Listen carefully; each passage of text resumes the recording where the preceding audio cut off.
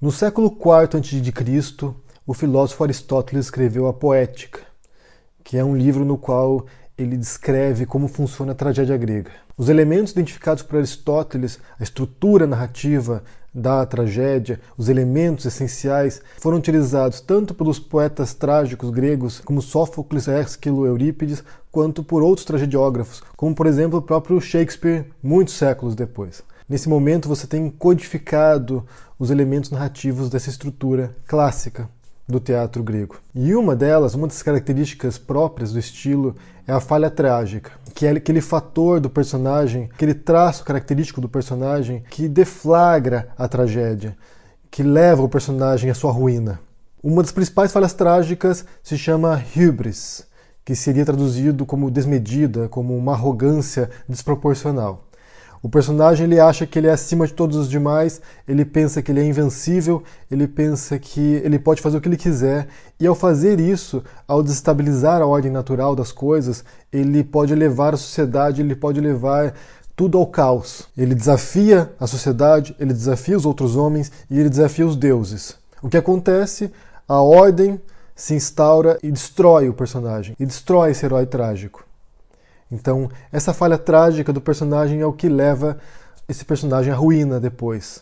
À morte, ao fracasso, à vergonha, ao vexame público. Eu menciono essa estrutura narrativa porque, hoje em dia, narrativa, essa palavra narrativa está muito em voga e tem sido utilizada para se referir ao discurso criado pelos políticos, pelos partidos políticos ou pelas ideologias. Então a narrativa é central hoje em dia para desenvolver, para criar um fio condutor para aquilo que os políticos fazem e dizem. Porque os fatos não são tão importantes quanto o encadeamento deles, quanto o sentido que eles fazem nessas narrativas.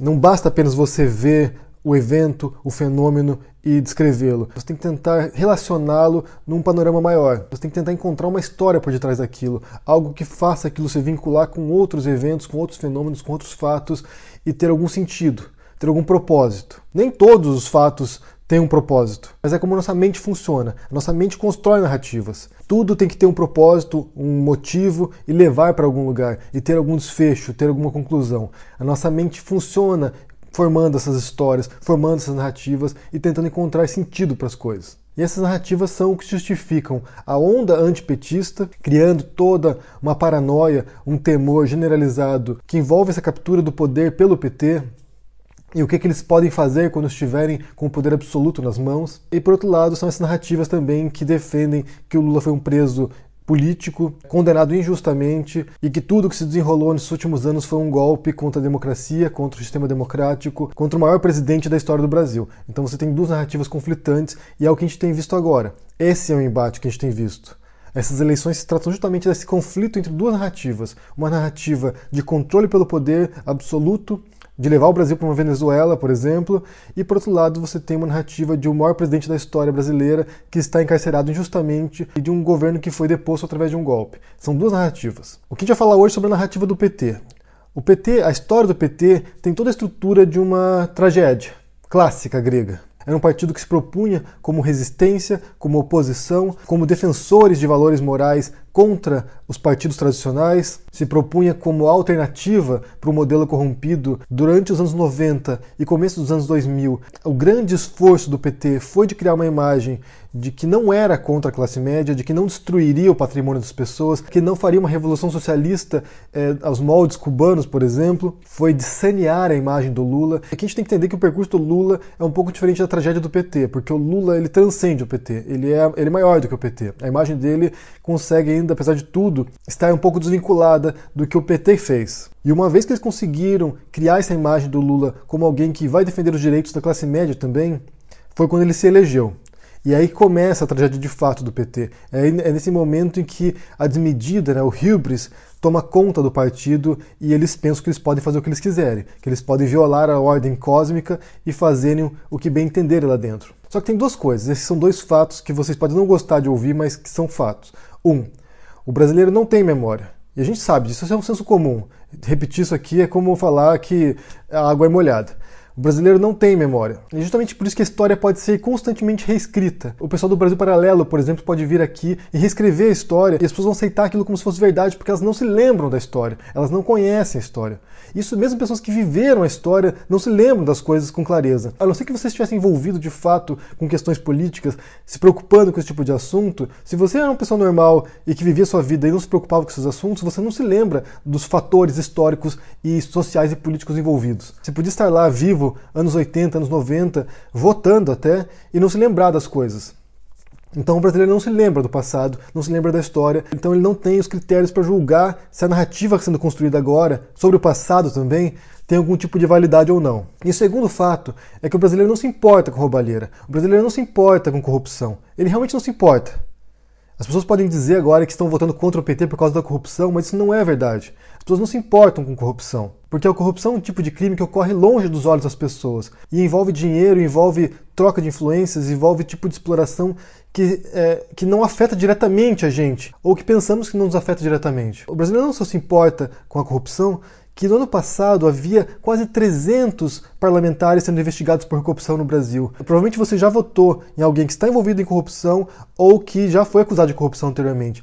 O Collor está no Senado, gente. É alguém que foi impeachmentado por corrupção. O Temer está lá como presidente agora. Então você pega ali toda uma cúpula governamental que é corrupta até os ossos, a sua maioria envolvida diretamente ou indiretamente com escândalos de corrupção, estão lá governando, estão lá fazendo suas coisas. E o brasileiro não se importa com isso. A grande tragédia do PT, o grande erro do PT, apesar de seus crimes de corrupção, que são fato, não foi esse.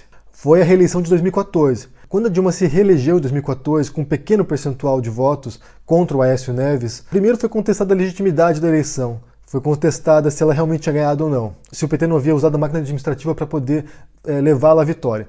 E o segundo ponto, que nesse momento começou a crise econômica no Brasil. E essa é a tragédia do PT. Em 92, quando Bill Clinton concorria à presidência contra George W. Bush, uma frase foi usada como slogan de campanha: "It's the economy, stupid", que é a economia, seu estúpido. O que ele queria dizer com isso? Que o candidato que vence não é o candidato que tem a melhor ideia, não é o candidato que tem os melhores projetos, não é necessariamente quem aborda certas questões dos eleitores, mas sim aquele que aborda as questões econômicas. Se o eleitor está com dinheiro no bolso, ele está feliz. Se está faltando dinheiro, ele está indignado, ele está revoltado, ele quer mudanças. Então, quando a Dilma ganha em 2014 e a crise econômica começa no Brasil de fato, começa a se acentuar no Brasil, toda a culpa é posta na Dilma e no governo do PT. Com razão, porque ali foram feitas várias medidas econômicas que levaram a esse colapso. Porém, se quem houvesse ganhado a eleição houvesse sido Aécio Neves, essa bomba teria estourado no colo do PSDB. Porque o brasileiro não tem memória.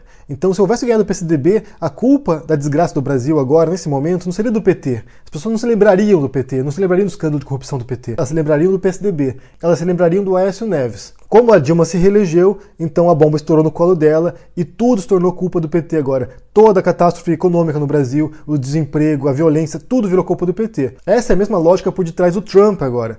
Quando você vê as pessoas falando que o Trump é o melhor presidente do mundo agora porque ele levou os Estados Unidos a um crescimento econômico extraordinário. Quando, na verdade, você já pegava uma economia em recuperação. Após a crise de 2008, os Estados Unidos começou a se recuperar e quando o Trump assume, ele assume um país que já estava se recuperando economicamente. Então, a recuperação econômica não foi causada pelo Trump. Ele pegou um país se recuperando. E é o mesmo caso agora. Você pega lá 13 anos do PT, eles fizeram um monte de exageros nos gastos públicos, levou à crise econômica e eles foram punidos por isso. Essa é a narrativa da tragédia. É um partido que governou, que levou o país à prosperidade no boom dos commodities e depois levou o país à crise, que se acentuou após o impeachment, que se acentuou por causa da crise política no Brasil. Mas se o cenário fosse diferente, se a vitória fosse do PSDB, agora os criminosos, agora os vilões, agora o alvo não seria o PT, seria o PSDB. Então a grande tragédia do PT, e algo que vai marcar o partido pelo resto da sua história provavelmente, é essa gana de não largar o poder, de não abandonar o governo, de não aceitar a mudança, de não aceitar o revezamento das cadeiras no governo. E essa eleição agora é consequência desse projeto de governo deles, de poder que eles tinham. Hoje a eleição não é entre Haddad e Bolsonaro, é entre PT e o antipetismo.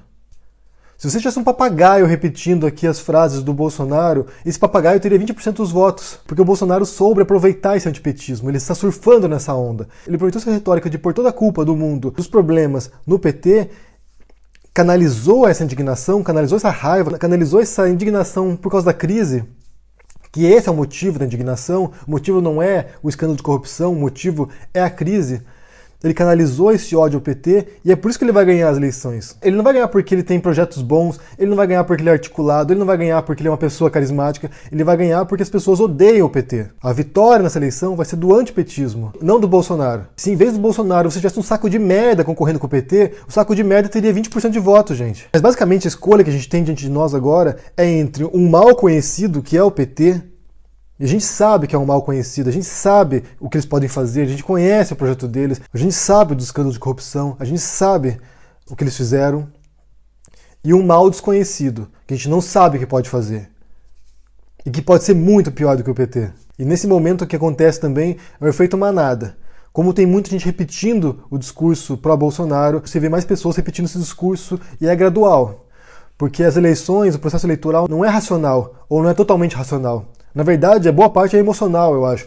As pessoas estão com medo, as pessoas têm medo do PT, as pessoas têm medo do que pode acontecer, virar uma Venezuela, por exemplo, então elas votam por aquilo que parece ser a saída menos pior para elas. E o voto contra o Bolsonaro também é um voto de medo, é um voto de receio do que ele pode fazer também. Porque ele é alguém antidemocrático, ele é alguém que tem uma fala antidemocrática, anti-minoria, que defende torturadores, que defende a tortura. Então um voto contra ele também é um voto emocional. Também é um voto de alguém que tem medo do que ele pode fazer contra muita gente. A gente precisaria resgatar o discurso racional, o pensamento racional e considerar o que é menos pior nessa altura. Mas esse tempo já passou. Agora falta poucos dias para as eleições. Talvez o Bolsonaro possa ganhar no primeiro turno ainda. E agora a escolha é entre uma tragédia conhecida, que é a tragédia do PT, e uma tragédia desconhecida, que é a tragédia do Bolsonaro. A narrativa do PT a gente conhece já. Já conhece a história do PT, já conhece a história trágica deles. E agora a gente vai conhecer a tragédia do Bolsonaro.